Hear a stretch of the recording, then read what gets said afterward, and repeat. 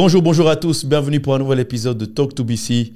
Je suis Brian. Avant de commencer, comme toujours, n'oubliez pas de vous abonner, de partager, de liker. Ça nous aide à grandir. On commence gentiment à développer notre podcast, donc c'est super cool. Et c'est aussi grâce à vous.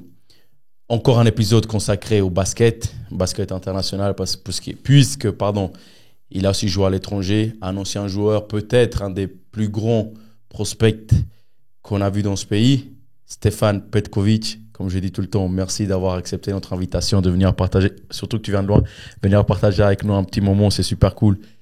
Comment est-ce que tu vas et en quelques mots, qui est Stefan Petkovic? Tout d'abord, Brian, merci à toi de m'avoir appelé. Qui est Stefan Petkovic?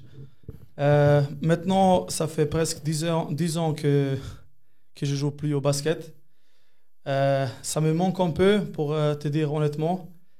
Mais en même temps, je suis content d'être ici maintenant parce que j'ai 2 enfants, j'ai une petite famille que je peux passer du temps avec. Et puis voilà, je suis super content d'être quand même maintenant ici où je suis. Tu vis vers Zurich, c'est ça? Exactement. Ouais. Ok, d'accord. Bon, on est essentiellement ici pour parler de basket. C'est cool, voilà, que tu partages un petit peu que t'es père de famille, t'as une petite famille, etc. C'est super cool. T'as un frère aussi qui a fait du basket. On va en revenir plus tard. Pourquoi est-ce que tu choisis le basket? Comment est-ce que tu commences le basket à l'époque? Ça a commencé très tôt. Moi, en fait, je voulais jouer, comme Vlad il a dit la dernière fois, je voulais jouer au foot tout d'abord, parce que tous mes collègues, ils jouent aussi au foot tout d'abord, quand j'étais vraiment jeune. Mon père, il a vu un grand potentiel en moi et en mon frère, qu'on peut être footballeur des pros de basket. Ah, basket, ok. Il nous avait poussé en basket et puis on n'avait pas trop d'autres choix que de jouer en basket. Voilà, et puis moi, c'était mon grand rêve de jouer au foot, mais il nous avait poussé au basket et j'avais pas d'autre choix. Lui, il avait fait du basket, lui, par le passé? Ouais, lui, il jouait en Ligue B ici à Regensdorf. Et puis voilà, il n'a pas trop réussi en basket. Alors il voulait, je pense, son rêve de mettre un peu dans notre... De voir son rêve à lui se réaliser par vous. Exactement. Okay. Tout d'abord chez Miro, chez mon frère, et puis après moi. Voilà. Donc vous commencez le basket vers là-bas, cette zone là-bas? Exactement. C'était aussi vers Zurich, etc. Ouais, vers Zurich. Okay. On a joué à Regensdorf, c'est à Zurich.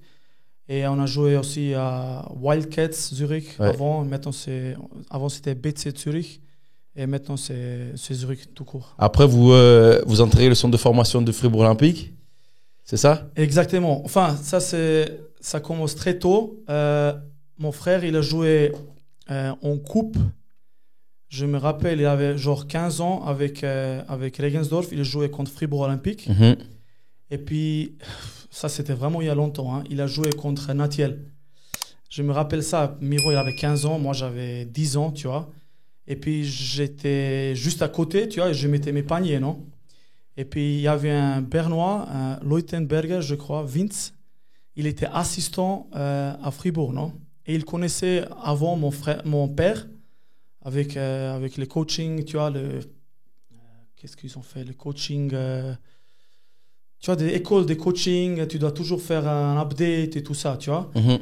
Et puis, il connaissait mon père et puis il a dit... Il n'a pas regardé mon frère. Tout d'abord, quand il jouait, il a regardé moi. Moi, j'avais 10 ans. Comment je mettais des paniers à côté, tu vois. Mm-hmm. Et puis, il dit, ouais, mais dans les prochains 2 ou 3 ans, il y aura une académie, tu vois, à Fribourg. Pourquoi pas d'envoyer Stéphane là-bas, tu vois. Mais j'avais 10 ans, tu vois. J'étais trop jeune, tu vois. Ouais. Et puis, après, voilà, ça se faisait qu'il y avait une fois... une sélection de Zurich, j'avais 14 ans, et puis on jouait à Villars, je me souviens très très bien, contre la sélection de Fribourg, non? Et puis la seule personne qui était là-bas, c'était Joe Casadi de l'Académie. Joe Casadi et en plus Sena Unanou, je ne sais pas si vous vous souvenez de ça. C'était un Belge. Et puis il était costaud, il était tout dur. Crois-moi, même en Liga, il est Personne ne pouvait les passer, tu vois. Ouais. Il était dur, il était costaud, tu vois. Et puis, en sélection, mon père, il a dit, si tu veux aller à l'académie, il faut se montrer maintenant. Il ne faut pas se montrer à Zurich quand tu mets 50, 60 points, non? Ouais. Il faut se montrer maintenant contre Senna, non? Et contre Joe.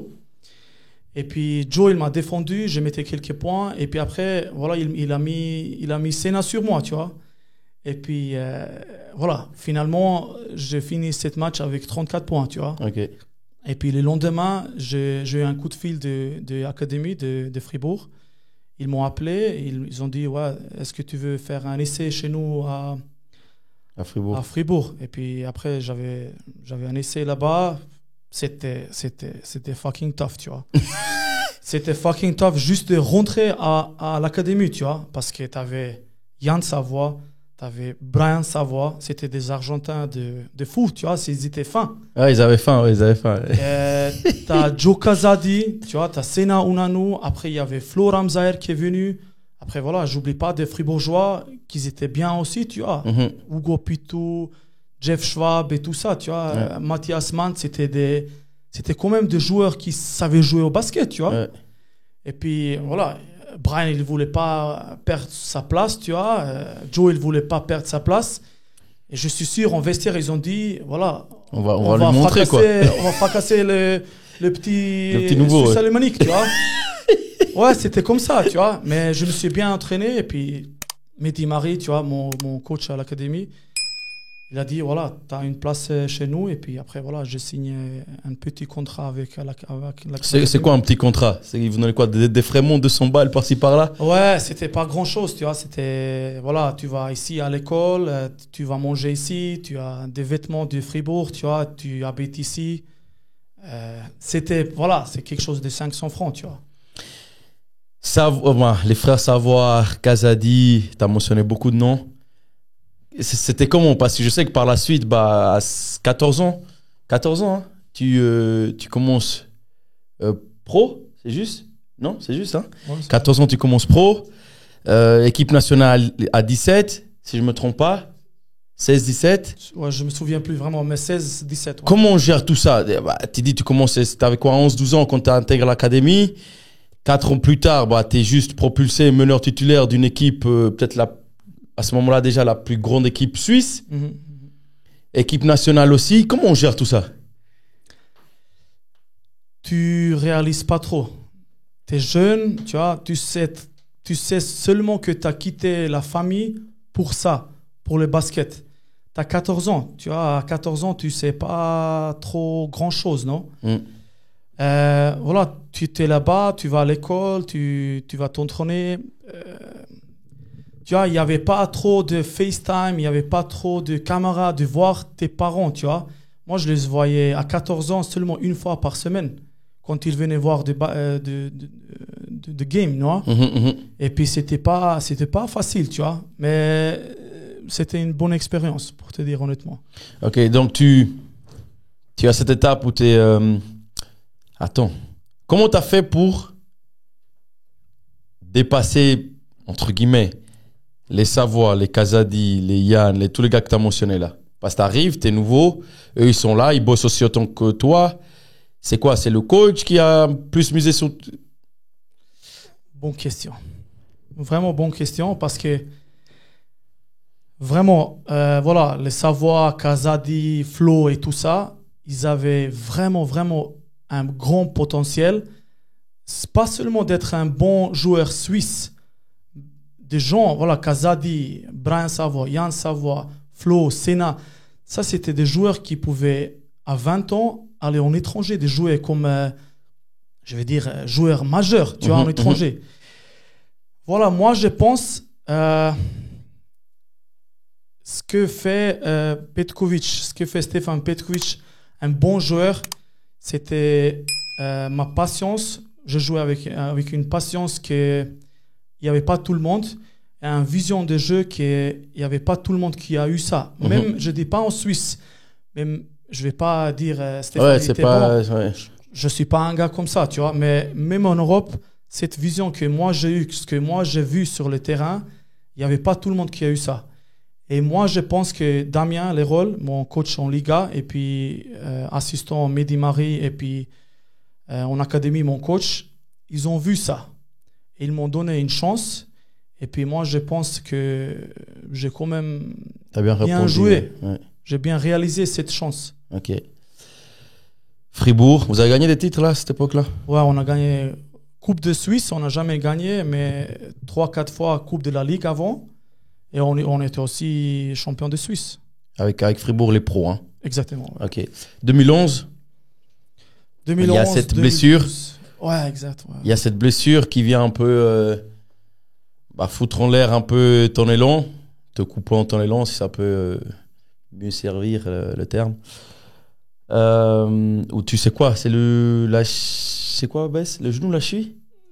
Genou, ouais. Le genou? Ouais. À cet âge-là, avec un tel potentiel, une telle perspective de carrière, parce que comme j'ai dit précédemment au début, c'était tout simplement peut-être un des meilleurs prospects européens. C'était ce qui était dit par les sites référencés. Comment est-ce qu'on le vit? Je pense que c'est important pour les jeunes d'écouter ça. Ouais. C'est vraiment dur.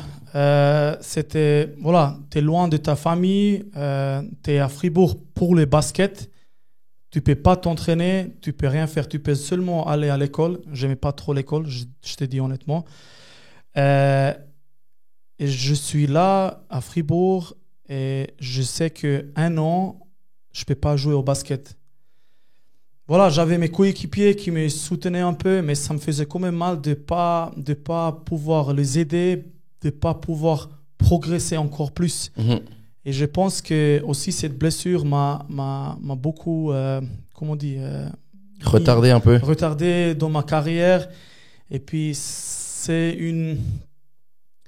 a commencé avec de tomber ma carrière, de stabiliser un peu ma carrière. Mm-hmm. Parce qu'1 an de perdre quand tu as 20 ans ou quand tu avais 18 ans, j'avais 18 ans je crois, c'est beaucoup.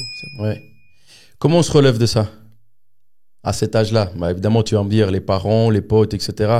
Mais toi, 18 ans, on est encore, entre guillemets, adolescent, jeune homme, disons ça comme ça, parce qu'on n'est pas totalement à 18 ans, je ne pense pas qu'on soit un homme à part entière, entre guillemets. Comment est-ce que mentalement on fait pour se relever de ça? Comme je disais avant, c'était dur, mais j'avais pas d'autre choix. Moi, c'était mon grand amour quand j'ai commencé à vivre, c'était seulement le basket. Et j'ai quitté à 14 ans ma famille pour une raison, c'est pas pour finir l'école. À la fin, j'ai fini l'école aussi à Fribourg, mais c'est de réussir en basket. D'être pro, de gagner ma vie avec ça.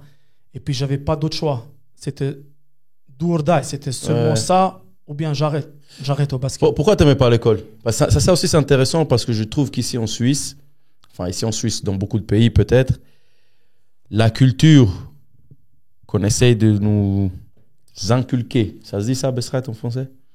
C'est que on ne peut pas s'en sortir autrement que par les études. On ne peut pas devenir quelqu'un dans la vie que par les études. Moi, qui viens d'un pays très pauvre, la République dominicaine, c'est peut-être, je dirais pas le contraire, mais tu dois trouver le moyen de t'en sortir dans la vie à partir de 10 ans. Quand on vient d'une famille pauvre, comme je l'étais moi par le passé, tu vois, à 10 ans, je dois aider ma mère à faire rentrer de l'argent de la maison, peu importe les moyens. Évidemment, en essayant de faire le bien, parce que pas tout le monde fait le bien. Et moi, c'est le basket qui m'a, entre guillemets, éduqué. C'est le basket qui m'a forgé. C'est le basket qui m'a appris plein de choses que peut-être dans la vie de tous les jours, je n'aurais pas appris si je n'avais pas fait du basket, tu vois. Ouais. Comme je disais avant, moi, j'ai tout mis sur un papier. J'ai tout mis seulement sur le basket. À mon avis, en Suisse, tu peux pas, je dis direction basket. Après, ok, tout ça, je sais pas trop. Mais direction basket, tu peux pas être un bon étudiant. Tu peux. Kazadi, il a montré qu'il a fini ses études et c'est devenu un grand joueur. Tu peux. Mais moi, j'ai misé tout sur basket. Et puis, j'ai mis tout mon focus seulement sur le basket. Mais c'était par nature? C'était par nature que tu n'aimais pas l'école ou c'est parce que vraiment, j'ai le basket, études et je vais faire du basket? C'est par nature. Moi, j'aime pas l'école. J'ai misé tout sur le basket. Tu vois, tu t'entraînes 2 fois par jour. Le matin, tu vas à l'école. Moi, je pense déjà, quand je suis à l'école, que Kidom va me prendre à midi, où on s'est trouvé toujours, où il m'a pick up à l'école, non? Et on va à midi à l'école, on va s'entraîner. Après ça, je prends vite juste une douche. On revient, je vais à l'école. Brian, j'ai pas d'énergie d'écouter maintenant le gars devant, de parler de n'importe quelque chose, tu vois, qui m'intéresse pas. J'avais juste pas d'énergie. Je devais juste me reposer, tu vois.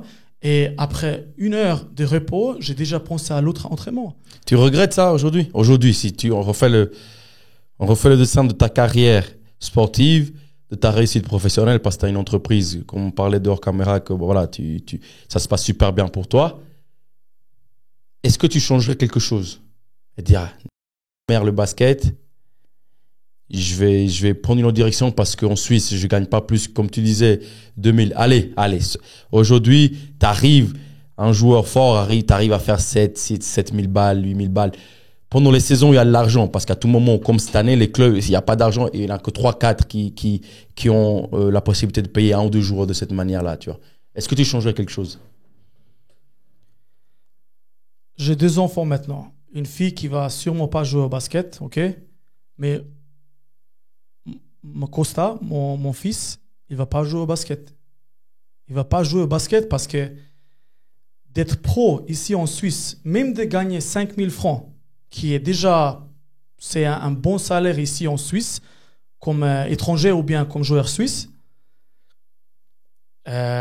fois 8, tu ne gagnes pas ça, fois 12, fois 13 pour payer les impôts à la fin, c'est peu. Tu vois, moi, je suis meneur de jeu pour le Swiss Basket, enfin pour l'équipe nationale. Le premier avec Joe Kazadi, et je gagne 3-4 000 francs, fois 8, c'est n'importe quoi. Non, excuse-moi, mais c'est n'importe quoi. Parce que une personne qui va jouer, qui va travailler au Coop ou à Migros ou à Denner, qui règle des bananes dans une je sais pas quoi, a plus de l'argent que Petko, qui a tout misé sur un papier, sur le basket. Elle a plus de l'argent que moi. Ouais. Et moi, je me considère comme pro. Comme, tu vois, tout le monde parle à Zurich de Petko. Petko, il vient, il veut une signature de moi, tu vois. Mais moi, pour moi-même, j'étais pas quelqu'un de pro. D'important, ouais. Tu vois, j'étais pas quelqu'un d'important parce que je me regardais, tu vois, dans les miroirs, tu vois, et puis je me disais, est-ce que j'ai besoin de ça, de quitter la famille, de recevoir 8 mois de salaire et d'être pro, des gens qui me regardent comme quelqu'un d'important, mais je le suis même pas. Je le suis même pas. Ouais, c'est comme tu dis, des fois c'est dur ces montants-là. Je pense qu'aujourd'hui c'est peut-être même plus bas pour certains. Et comme tu dis, tu as plein de choses à faire. T'as une famille, moi j'ai une famille. T'as les impôts, t'as une chier de trucs à payer et puis les gens comprennent pas que c'est pas possible. Quand tu t'assois à discuter, quand t'es le meilleur joueur suisse des 3 dernières saisons, comme je le suis, et qu'on vient, on te propose, je sais pas, j'ai n'importe quoi, 5000 balles et que tu dis non, on te prend pour un fou. On te dit, mais tu te prends pour qui, etc. C'est pas que je me prends pour qui, mec. Ça fait 10 ans que je travaille pour atteindre ce niveau. J'ai atteint ce niveau et toi, tu peux pas faire. C'est pas faire un effort, c'est qu'on veut pas. Parce qu'il y a la possibilité de faire quelque chose. Tu ne travailles pas pendant 10 mois pour chercher un sponsor de qualité, etc.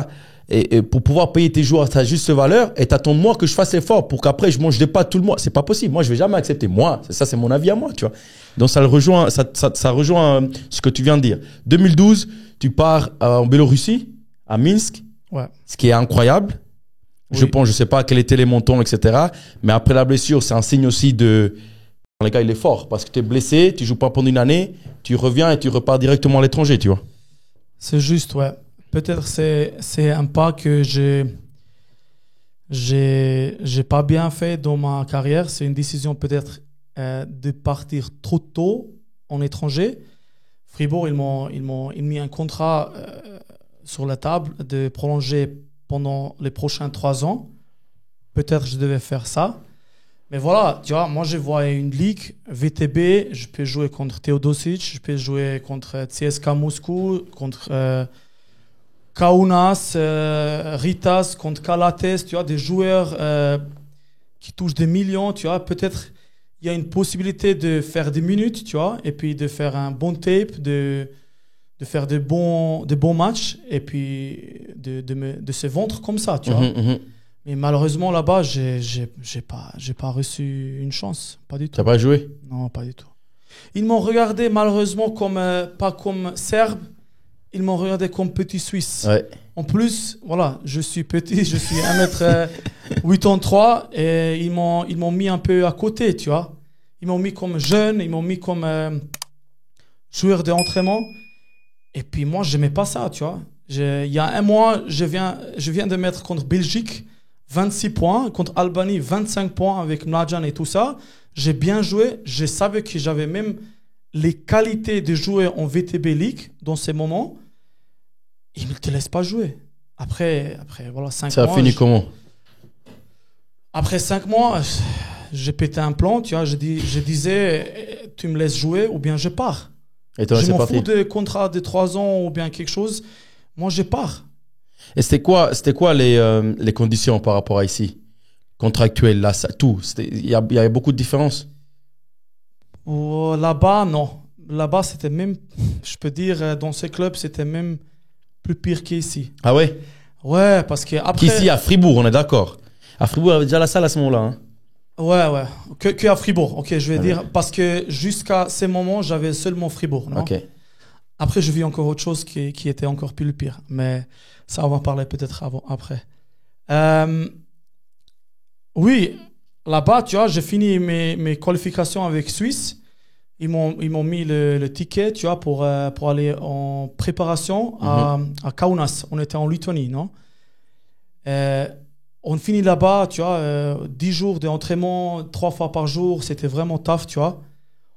Et moi, j'avais pas vu encore mon appartement, non? À Minsk.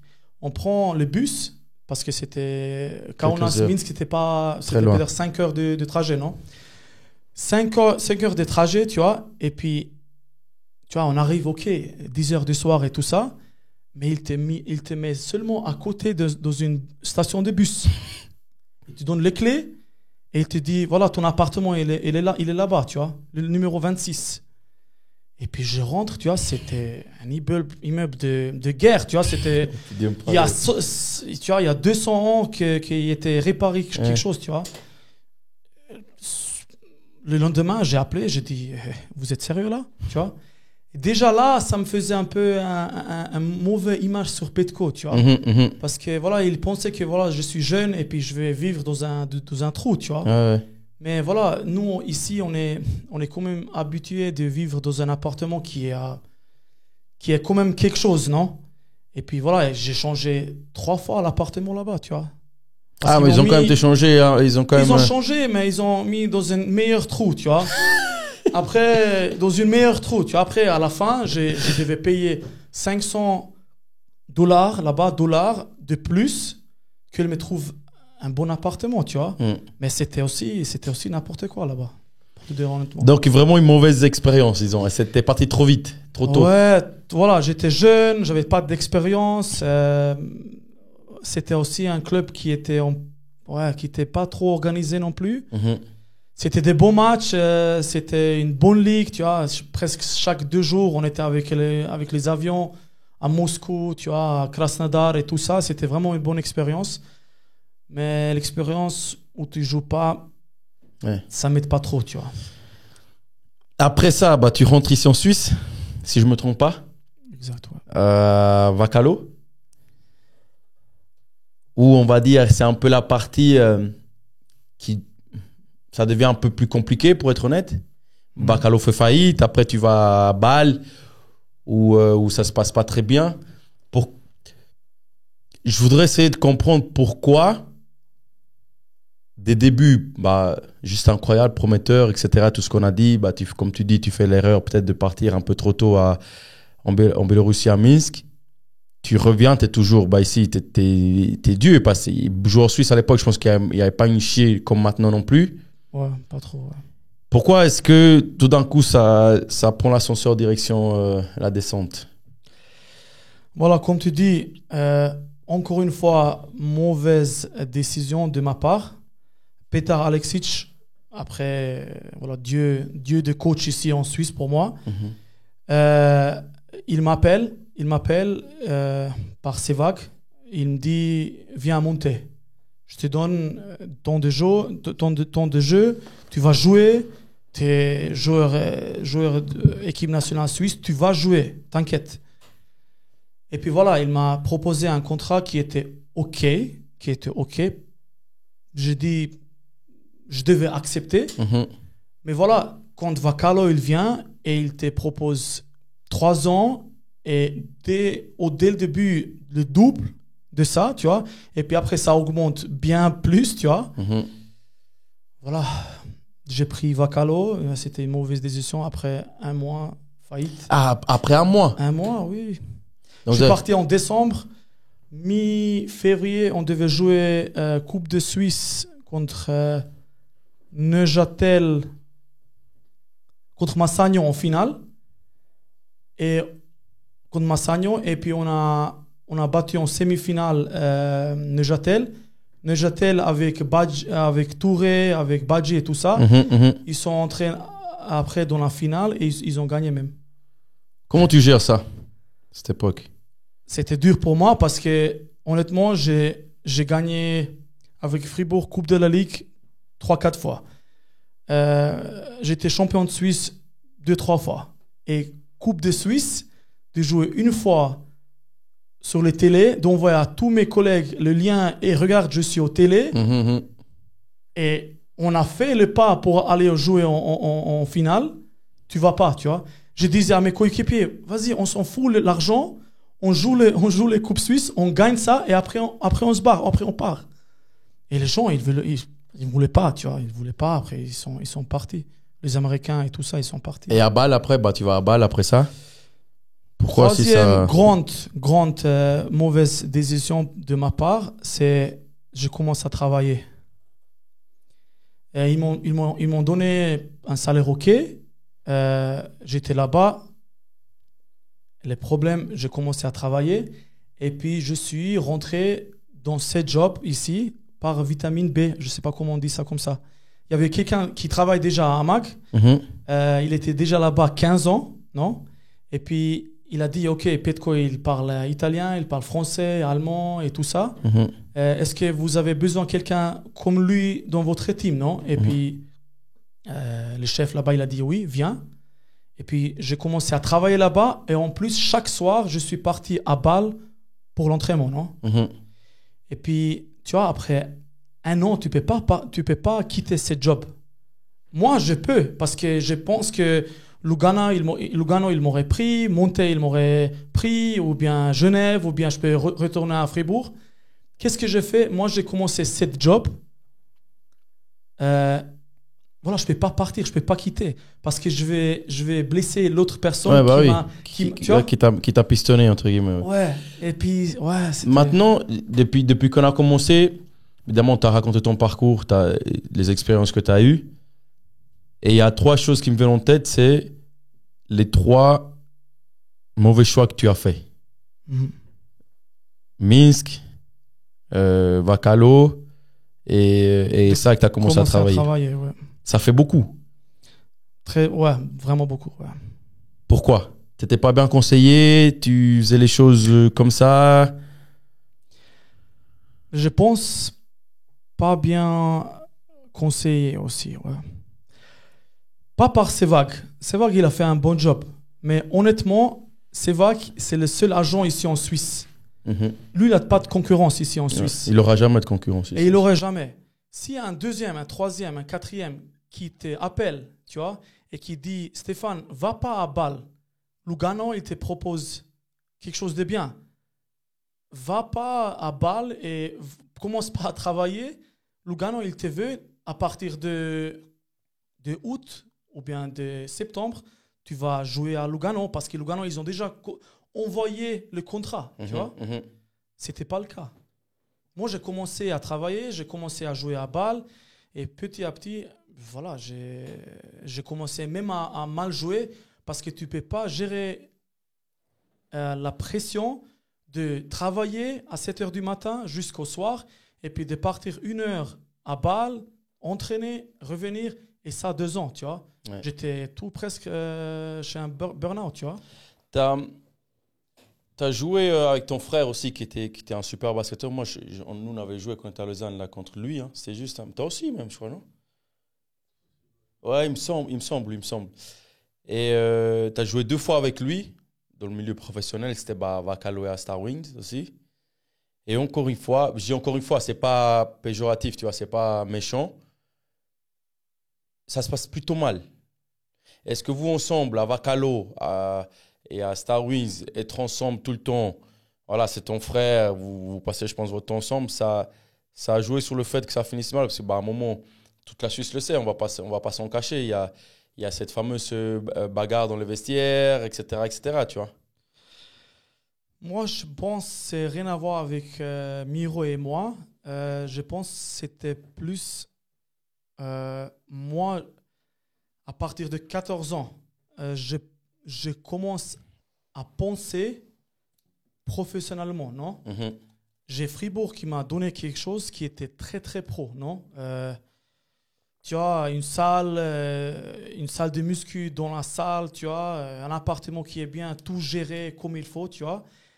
Après, je vais à Vakalo, c'est pas la même chose. C'est pas du tout la même chose. Il t'envoie, il peut pas payer 7 restaurants.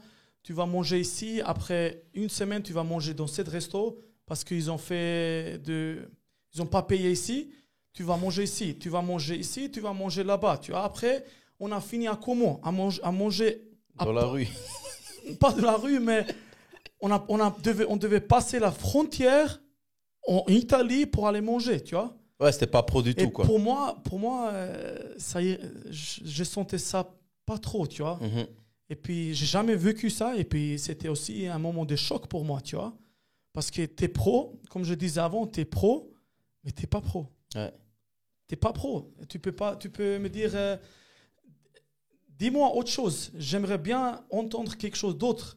Mais de partir sur 5 restaurants, après à la fin, tu dois passer la frontière pour aller manger au restaurant. Tu ne reçois pas de l'argent. Des choses comme ça, c'est tough, tu vois, c'est tough. Comment est-ce qu'on pourrait faire pour changer cela? Parce que dans certains clubs, c'est encore le cas. Il y a des choses même pires, je peux te l'assurer. Comment est-ce qu'on pourrait faire pour changer les mentalités? Ou changer ou améliorer tout cela? Professionnaliser notre basket? Professionnaliser, ça commence par des coachs. Tu n'as pas des coachs en Suisse qui sont bons. Tu n'as pas. Un Vlad, il doit être coach. Tu dois lui donner 4-5 000 francs, il doit être coach. Vlad, il a beaucoup d'expérience. Petko, il doit être coach à Zurich. Ils m'ont proposé, c'est sûr qu'ils m'ont proposé quand je suis rentré à Zurich. Parce que j'ai beaucoup d'expérience. J'ai le basket dans mes... Ouais, tu sens le basket. Je le sens vraiment. Je regarde presque chaque soir Euroleague, Eurocup, Euro Challenge et tout ça. Je regarde chaque soir, tu vois. Mais tu vas là-bas, resto et tout ça. Je pense que maintenant, ils vont me proposer quelque chose de vivre de ça, tu vois. Il me dit, ouais, Petko, tu as 7 U16, 7 U18, U20 et tout ça, 1000 francs par mois. Je dis, tu vois, ma connaissance de basket, partir à Minsk, 14 ans, tu pars de la maison à Fribourg. J'ai joué avec Mrazek, j'ai joué avec Pierre David, Esterkamp, des joueurs qui peuvent maintenant être coach de basket en Liga. Tous les joueurs que j'ai joué avec, Wegman, tous les joueurs, tu vois. Et Et après, tu veux me proposer 500 francs, 1000 francs. Qu'est-ce que je vais faire avec 1000 francs? Dis-moi. Je sais pas, tu vois, c'est... Mais même comme tu as dit avant, que c'est difficile de vivre avec 4-5 000 francs. Encore une fois, tu dis, bah, Vlad dit qu'il doit être coach. Mais si tu lui proposes 4 000, 5 000 francs, il va dire non. Enfin, je pense, je sais pas, je mets pas les mots dans sa bouche, mais tu peux rien faire avec ça, entre guillemets. Ouais, pas grand-chose. Comme Pas grand-chose, c'est ça. Une vendeuse à la caisse, tu vois, à Migros, elle a aussi le même salaire comme un pro en Suisse. Il y a un Ça truc qui bug va un pas. peu, Ouais. ça va pas, tu vois. C'est les coachs. Je retourne sur ta question. C'est les coachs infrastructure. Je pense qu'on dit ça comme ça. Oui, c'est juste, oui. Tu peux pas jouer dans une salle, par exemple, je prends maintenant Nyon, où il y a 8000 lignes sur les parquets. Tu peux pas. Tu peux pas jouer. Je fais un tape, j'envoie ça en Serbie. Ils vont pas regarder ça, Brian. Ils vont pas regarder le tape. Il dit, dans quelle ligue tu joues? Avec qui? Contre qui tu joues là-bas? C'est normal qu'il était le meilleur. Non, c'est pas normal parce que je joue contre des Américains, contre Kelvin Parker, contre je sais pas quoi, tu vois. C'est contre des bons joueurs, tu vois. Mais on joue dans une salle d'école, tu vois. À Lugano, tu sais où tu joues. En bas, tu as une piscine. Mais c'est comme ça. Non, ouais, je sais. Après, j'ai rien à perdre maintenant. Je peux dire des choses. Après, tu dis la vérité, tu vois. C'est pas que tu es en train de sortir quelque chose d'un coin. Tout le monde dit la même chose. Maintenant, moi, ma question, et peut-être que j'ai fait l'erreur de ne pas la poser avant aux personnes qui viennent ici. Quelle est la solution pour améliorer ça? L'argent. Et pour trouver l'argent? Sponsor. Et pour trouver les sponsors? Des gens qui sont au présidium, des présidents qui connaissent des gens qui ont de l'argent. Ok. À Zurich, tu as ZSC Lions, tu as Kloten, tu as FC Zurich, tu as GC... ok, foot, etc. Tu as tout le sport, non là-bas. Basket, tu n'as pas. De l'argent, il est là. Les footballeurs là-bas, ils jouent pour 1 million par saison. Mm-hmm. De l'argent, ils sont ici, tu vois. Ouais. Il y a des grandes compagnies là-bas qui peuvent être sponsors. Mais tu ne peux pas être un sponsor quand tu vois 50 personnes dans la salle. Ouais. Tu ne profites pas de ça par sponsor, tu vois. Ouais. Après, tu vois ça une fois, deux fois. Les prochaines 2 ou 3 années, ou bien pas une fois, tu vas être sponsor de cette équipe, tu vois. Ça s'arrête, tu vois. Ouais. Moi, il y a beaucoup de choses qui pourraient être développées pour changer ça, parce que je pense que le potentiel, l'argent, comme tu dis, on a. Il faudrait peut-être des nouvelles idées, je ne sais pas, moi je ne m'y connais pas du tout, mais c'est vrai qu'au moins essayer d'améliorer notre truc et pas juste parler, tu vois, parce que j'ai l'impression qu'on parle beaucoup, etc. Et puis ça avance, oui, il faut dire la vérité, ça avance dans certaines choses. Mais attends, pardon que je te coupe, ça avance en quoi? Bah, par exemple, tu dis certaines choses. Bah, par exemple, Vlad, il a dit qu'au niveau marketing, ça, c'est mieux par rapport à avant. Quand tu sais pas quoi dire, tu dis marketing. Quel marketing? Ok. L'année prochaine, vous êtes 8 équipes. Ça avance en quoi? Il y a 10 ans, Aboukar, il jouait pour 16 000 francs. Efebri, il jouait pour 13 000 francs. Mladjan, il jouait pour l'argent. On avait Stockalper. David aussi a joué pour l'argent. Tout le monde a joué pour beaucoup plus d'argent avant que maintenant, tu vois. Oui. Ouais. Ça avance en quoi? Je vais juste des facts. Dis-moi, ça avance en quoi? Marketing, peut-être, parce que je peux, quand j'ai pas beaucoup de choses à faire, je peux aller sur YouTube, je peux voir. Ouais, mais comme j'ai dit à Vlad, ça va avec son temps. YouTube a été développé, du coup, ça se développe. C'est pas que nous avons créé quelque chose pour améliorer la chose. Ouais. Ça, c'est mon avis, tu vois. YouTube, tout le monde utilise YouTube, donc c'est normal que nous, on s'y mette aussi, tu vois. Après, moi, j'ai mon opinion sur ça, mais comme tu sais, moi, je joue encore, etc. Je ne peux pas non plus, même si c'est mon podcast et je fais ce que je veux ici, je ne peux pas cracher un peu sur la soupe, tu vois, parce que ce serait malhonnête de ma part. Mais je pense quand même qu'on pourrait essayer d'améliorer les choses. En tout cas, les infrastructures, le professionnalisme. Je pense qu'avec l'argent qu'on a, il y a la possibilité de faire quelque chose, tu vois. Est-ce qu'on veut? Ça, c'est une autre question. Est-ce qu'on le souhaite et tout? Ça, c'est une autre chose. L'équipe suisse, quelle est la différence de l'équipe suisse que toi, tu as connue avec des gaillards, bah, comme je dis à Vlad aussi, morts de faim, des malades, des malades, des malades, des malades. Parce que je me souviens de sa voix. Bah, j'étais coéquipé avec lui quelques années, 3-4 ans, je crois, à Neuchâtel. Puis il me disait, mec, il était comme moi quand il est arrivé en Suisse. Bah, on nous prenait pour des fous, quoi. Tu vois, nous, on vient avec la culture latine. Mec, Ouais, tu déconnes pas avec nous, tu vois. Je pense que tu le connais aussi. C'est à peu près similaire, mec. C'est soit je te tue, soit tu me tues, tu vois. Donc, ça fait tâche en Suisse, tu vois, d'un gamin comme ça, surexcité, qui monte, qui se cache pas et tout. Quelle est la différence par rapport à l'équipe suisse maintenant? Que tu vois, toi, vu que tu suis le basket encore. À mon avis, il n'y a pas trop de qualité comme avant.